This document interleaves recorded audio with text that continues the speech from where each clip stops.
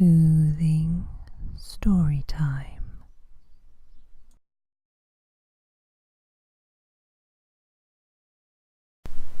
The Haunted Organist of Hurly Burly. There had been a thunderstorm in the village of Hurly Burly. Every door was shut, every dog in his kennel, every rut and gutter, a flowing river after the deluge of rain that had fallen. Up at the great house, a mile from the town, the rooks were calling to one another about the fright they had been in. The fawns in the deer park were venturing their timid heads from behind the trunks of trees, and the old woman at the gate lodge had risen from her knees and was putting back her prayer book on the shelf. In the garden, July roses, unwieldy with their full-blown richness and saturated with rain, hung their heads heavily to the earth.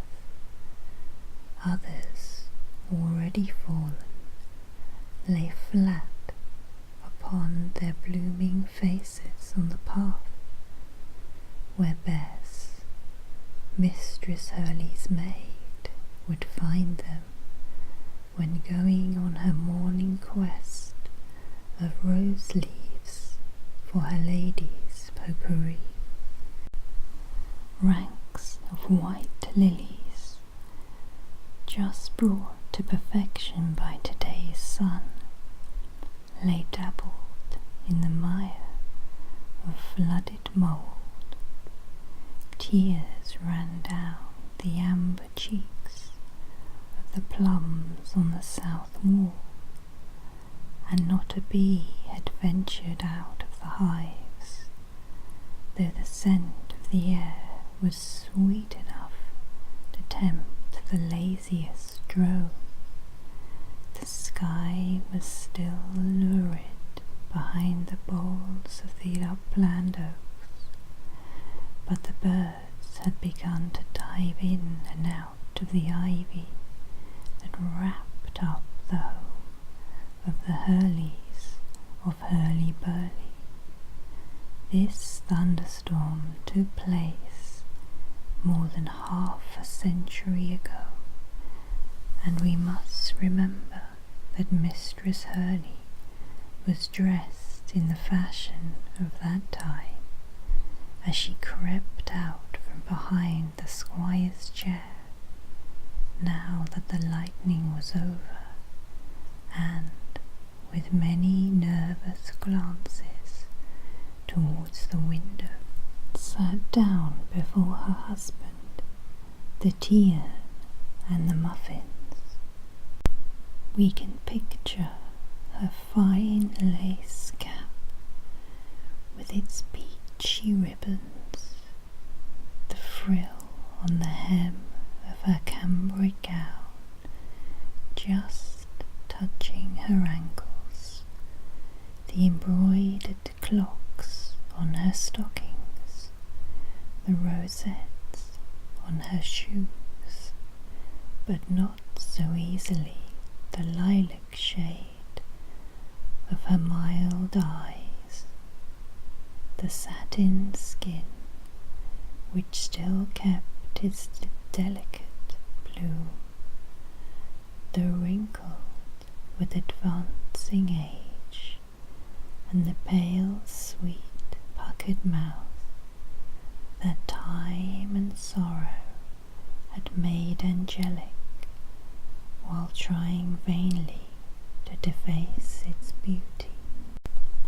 The squire was as rugged as his wife was gentle, his skin as brown as hers was white, his grey hair as bristling as hers was glossed.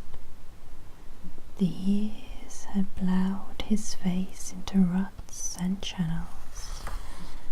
A bluff, choleric, noisy man he had been, but of late a dimness had come on his eyes, a hush on his loud voice, and a check on the spring of his hale step. He looked at his wife often, and very often she looked at him. She was not a tall woman, and he was only a head higher. They were a quaintly well-matched couple, despite their differences. She turned to you with nervous sharpness and revealed her tender voice and eyes. He spoke and glanced roughly, but the turn of his head was courteous. Of late they fitted one another better than they had ever done in the heyday of their youthful love. A common sorrow had developed a singular likeness between them. In former years the cry from the wife had been, "Don't curb my son too much," and from the husband, "You ruin the lad with softness." But now the idol that had stood between them was removed, and they saw each other better.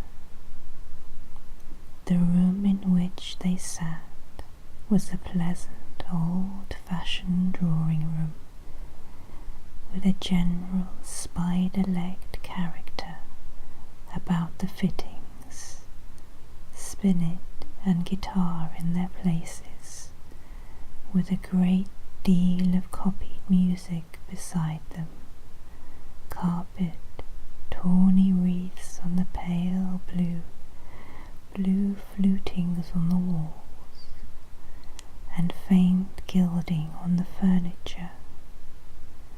A huge urn crammed with roses in the open bay window, through which came delicious airs from the garden, the twittering of birds settling to sleep in the ivy close by, and occasionally the pattering of a flight of raindrops swept to the ground as the bough bent in the breeze. The urn on the table was ancient silver, and the china rare. There was nothing in the room for luxurious ease of the body, but everything of delicate refinement for the eye. There was a great hush over Hurly Burly, except in the neighbourhood of the rooks. Every living thing had suffered from heat for the past month, and now, in common with all nature, was receiving the boon of freshened air in silent peace. The mistress and master of Hurly Burly shared the general spirit that was abroad, and were not talkative over their tea. "Do you know," said Mistress Hurly at last, "when I heard the first of the thunder beginning, I thought it was... The lady broke down, her lips trembling, and the peachy ribbons of her cap stirring with great agitation. "Pshaw!" cried the old squire, making his cup suddenly ring upon the saucer. We ought to have forgotten that. Nothing has been heard for 3 months. At this moment a rolling sound struck upon the ears of both. The lady rose from her seat trembling, and folded her hands together, while the tear flooded the tray. "Nonsense, my love," said the squire. "That is the noise of wheels. Who can be arriving?" "Who indeed?" murmured the lady, reseating herself in agitation. Presently pretty Bess of the rose leaves appeared at the door in a flutter of blue ribbons. "Please, madam, a lady has arrived and says she is expected. She asked for her apartment, and I put her in the room that was got ready for Miss Calderwood, and she sends her respects to you, madam, and shall be down with you presently." The squire looked at his wife, and his wife looked at the squire. "It is some mistake," murmured madam. "Some visitor for Calderwood of the Grange. It is very singular." Hardly had she spoken when the door again opened, and the stranger appeared. A small creature, whether girl or woman, to be hard to say, dressed in a scantily black silk dress, her narrow shoulders covered with a white muslin pelerine. Her hair was swept up to the crown of her head, all but a little fringe hanging over her low forehead within an inch of her brows. Her face was brown and thin, eyes black and long, with blacker settings, mouth large, sweet, and melancholy. She was all head, mouth, and eyes. Her nose and chin were nothing. This visitor crossed the floor hastily, dropped a curtsy in the middle of the room, and approached the table, saying abruptly, with a soft Italian accent, "Sir and madam, I am here. I am come to play your organ." "The organ?" gasped Mistress Hurly. "The organ," stammered the squire. "Yes, the organ," said the little stranger lady, playing on the back of a chair with her fingers, as if she felt notes under them. "It was but last week that the handsome signor, your son, came to my little house where I have lived teaching music since my English father and my Italian mother and brothers and sisters died and left me so lonely." Here the fingers left off drumming, and 2 great tears were brushed off, one from each eye with each hand, child's fashion. But the next moment the fingers were at work again, as if only whilst they were moving the tongue could speak. "The noble signor, your son," said the little woman, looking trustfully, 'from one to the other of the old couple, 'has while a bright blush shone through her brown skin. He often came to see me before that, always in the evening, when the sun was warm and yellow all through my little studio, and the music was swelling my heart, and I could play out grand with all my soul. Then he used to come and say, "Hurry, little Lisa, and play better. Better still, I have work for you to do by and by." Sometimes he said, "Brava," and sometimes he said, "Alexantissima." But one night last week he came to me and said, "It is enough. Will you swear to do my bidding, whatever it may be?" Here the black eyes fell, and I said, "Yes." And he said, "Now you are my betrothed." And I said, "Yes." And he said, "Pack up your music, little Lisa, and go off to England to my English father and mother, who have an organ in their house which must be played upon. If they refuse to let you play, tell them I sent you, and they will give you leave. You must play all day, and you must get up in the night and play. You must never tire. You are my betrothed, and you have sworn to do my work." I said, "Shall I see you there, Signor?" And he said, "Yes, you shall see me there." I said, "I will keep my vow, Signor." And so, "Sir and Madam, I am come."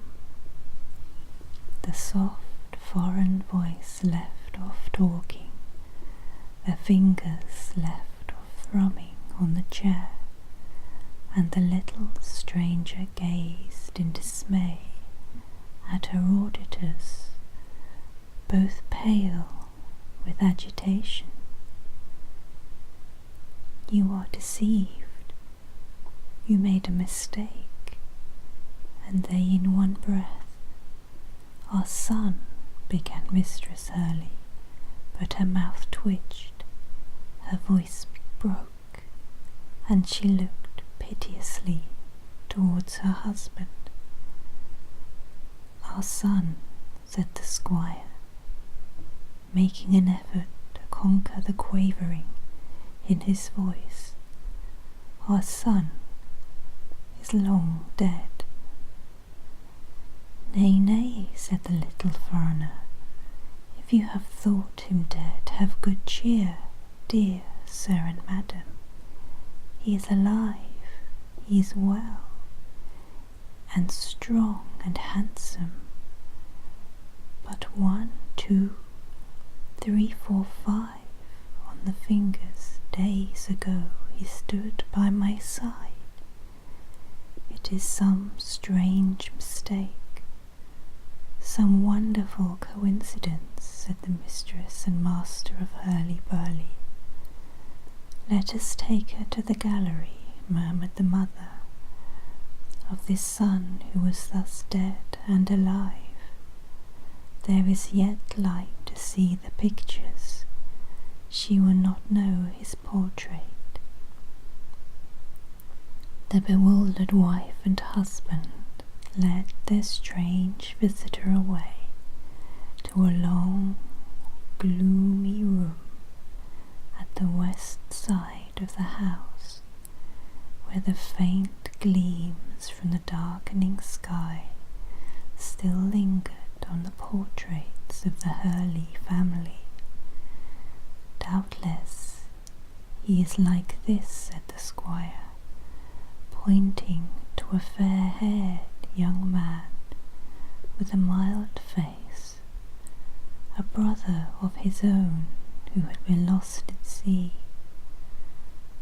But Lisa shook her head and went softly on tiptoe from one picture to another, peering into the canvas, and still turning away, troubled.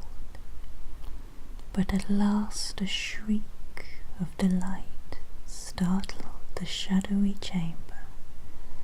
"Ah, here he is! See, here he is, the noble signor, the beautiful signor, not half so handsome as he looked 5 days ago, when talking to poor little Lisa. Dear sir and madam, you are now content. Now take me to the organ that I may commence to do his bidding at once."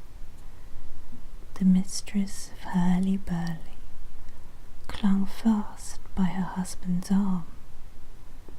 "How old are you, girl?" she said faintly. 18, said the visitor impatiently, moving towards the door. "And my son has been dead for 20 years, said his mother, and swooned on her husband's breast. "Order the carriage at once," said Mistress Hurly, recovering from her swoon. "I will take her to Margaret Calderwood. Margaret will tell her the story. Margaret will bring her to reason. No, not tomorrow. I cannot bear tomorrow. It is so far away. We must go tonight."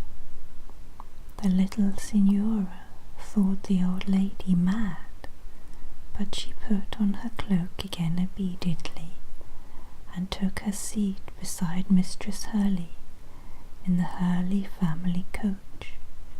The moon that looked in at them through the pane as they lumbered along was not whiter than the aged face of the squire's wife, whose dim, faded eyes were fixed upon it in doubt and awe, too great for tears or words. Lisa, too, from her corner, gloated upon the moon, her black eyes shining with passionate dreams. The carriage rolled away from the Calderwood door as the Hurly coach drew up at the steps.